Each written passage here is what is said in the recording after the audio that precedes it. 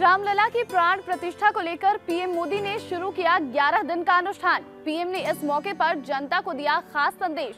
कहा, मैं जीवन में पहली बार भावुक हुआ हूँ। अपनी भावनाओं को शब्दों में कहना मुश्किल। नमस्कार, टीवी 9 दिल्ली एनसीआर में आप सभी दर्शकों का बहुत बहुत स्वागत है और मैं हूँ आपके साथ प्रतिज्ञा कश्यप। 22 जनवरी को राम आएंगे। देश भर में दीपावली मनाई जाएगी।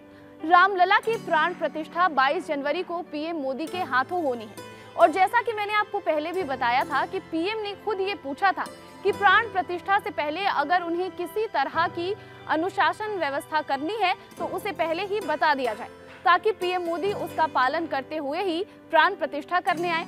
जिसके बाद पीएम मोदी को कुछ तपस्वियों ने आज से 11 दिन का विशेष अनुष्ठान करने की सलाह दी है। इस मौके को और भी खास बनाने के लिए पीएम मोदी ने एक्स पर एक खास संदेश के जरिए आज से होने वाले 11 दिन के विशेष अनुष्ठान की सूचना दी है। पीएम मोदी ने इसके लिए एक्स पर एक ऑडियो संदेश जारी किया है। पीएम ने अपने संदेश में ये कहा कि अयोध्या में रामलला की प्राण प्रतिष्ठा में केवल 11 दिन ही बचे हैं। मेरा सौभाग्य है कि मैं इस पुण्य अवसर का साक्षी बनूंगा। प्रभु ने मुझे प्राण प्रतिष्ठा के दौरान सभी भारतवासियों का प्रतिनिधित्व करने का निमित्त बनाया है और इसे ध्यान में रखते हुए मैं आज से 11 दिन का विशेष अनुष्ठान आरंभ कर रहा हूँ।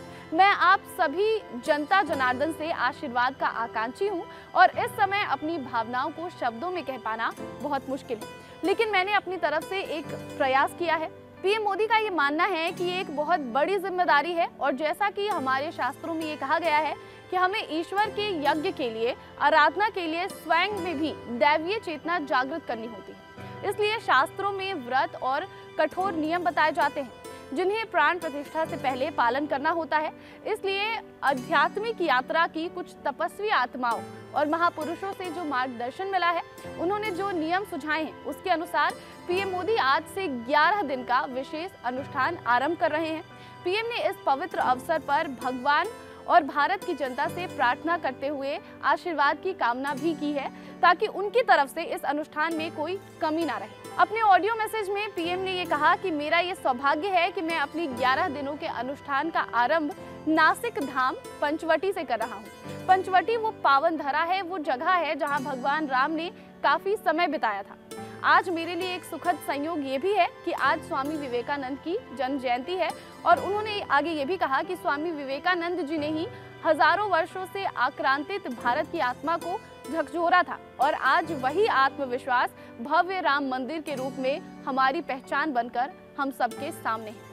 हालांकि ये अनुष्ठान कैसा होगा, क्या होगा, इसका पीएम मोदी ने कोई जिक्र नहीं किया, लेकिन पीएम मोदी हर वो अनुष्ठान करने को तैयार है और हर वो तैयारी कर रहे हैं जिससे रामलला की प्राण प्रतिष्ठा में कोई कमी ना रहे।